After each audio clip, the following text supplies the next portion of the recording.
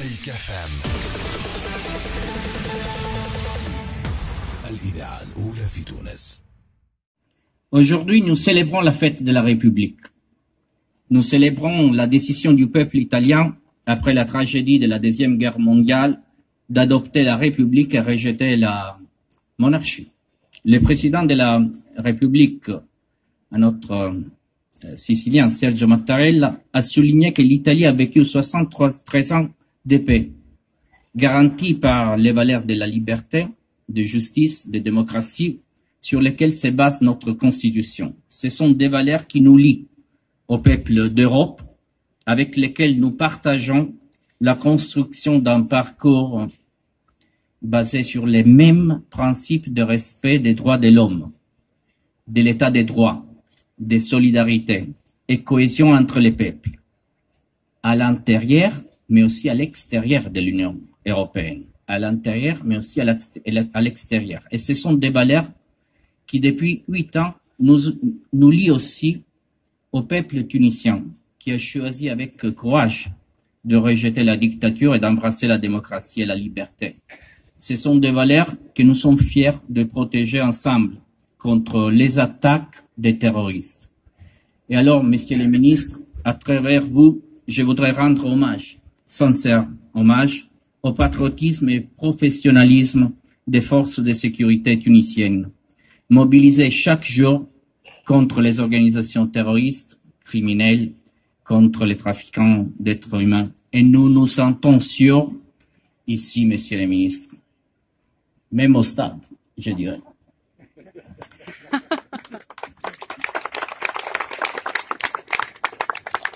Après 73 ans, l'Italie a beaucoup changé. L'Italie d'aujourd'hui n'est pas l'Italie de la fin de la Seconde Guerre mondiale. L'Italie est plus prospère, plus riche, plus fière. Mais l'Italie d'aujourd'hui a un destin commun avec l'Italie de 1946. Ce destin s'appelle Méditerranée.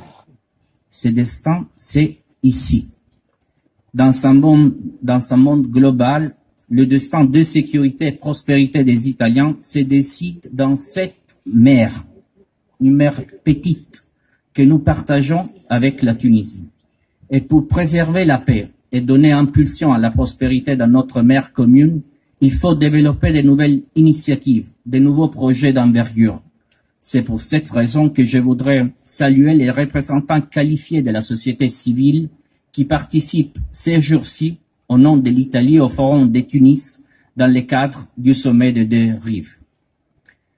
L'Italie et la Tunisie partagent non seulement la même géographie, mais aussi la même approche basée sur le dialogue et le respect de la légalité internationale. Et alors un grand bravo à la diplomatie tunisienne pour l'élection au Conseil de sécurité des Nations Unies. Bravo.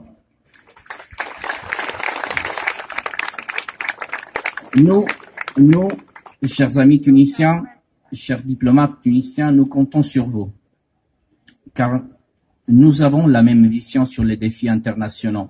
Et je cite par exemple le défi que nous avons en Libye à côté.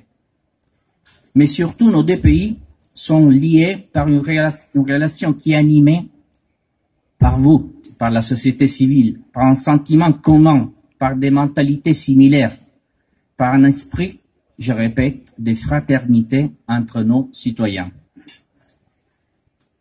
Et là, ce supplément d'âme dans nos relations rend tout plus simple et naturel.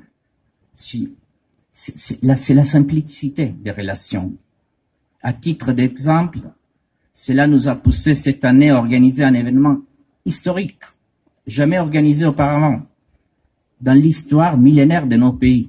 Je me réfère au premier sommet entre les deux gouvernements. Et c'était naturel pour nous, immédiatement, de nous mobiliser après les inondations de Nobel pour aider les sinistrés. Comme c'était avec le même esprit que nous avons partagé l'expérience du Conseil d'État italien avec le tribunal administratif tunisien dans le cadre d'un projet de jumelage européen. Et nous avons délivré des aides et des dons en faveur des écoles et des nouvelles municipalités de la Tunisie. Nous en parlions auparavant avec Madame la mairesse de Tunis que je salue. La magie de l'amitié, c'est de rendre simples les tâches les plus difficiles. Messieurs les ministres, mesdames et messieurs, pour conclure, le mérite de l'excellence des relations bilatérales réside essentiellement dans ces profonds sentiments réciproques entre nos deux peuples. Mais je dois aussi reconnaître que l'équipe de l'ambassade contribue avec son travail constant à vivifier cette relation. J'adresse à mon staff ainsi qu'à tout le système italien mes plus vifs remerciements et un remerciement particulier aussi à tous les entrepreneurs qui ont sponsorisé cette soirée qui est offerte par eux et aux plus que 800 entreprises italiennes qui ont investi en Tunisie et qui contribuent ainsi à la stabilité de ce pays. Un dernier point. Nos relations trouvent leur fluide vital dans cette écumène culturelle développée tout au long des siècles. Pour cette raison, encore une fois, j'ai voulu donner une forte impulsion à la diplomatie culturelle. Et comme l'année dernière, avec le soutien des sponsors et de mon épouse, que je remercie, je suis heureux de vous annoncer qu'après les discours, il y aura un spectacle musical des 3 artistes extraordinaires que vous avez déjà entendus, Ombretta Macchi, Emira Daclia et Antonello Maio. Encore une fois, dans l'art comme dans la politique, il est naturel pour nous de s'entendre, parce que notre relation est forte, profonde et aussi pleine de vibrations positives.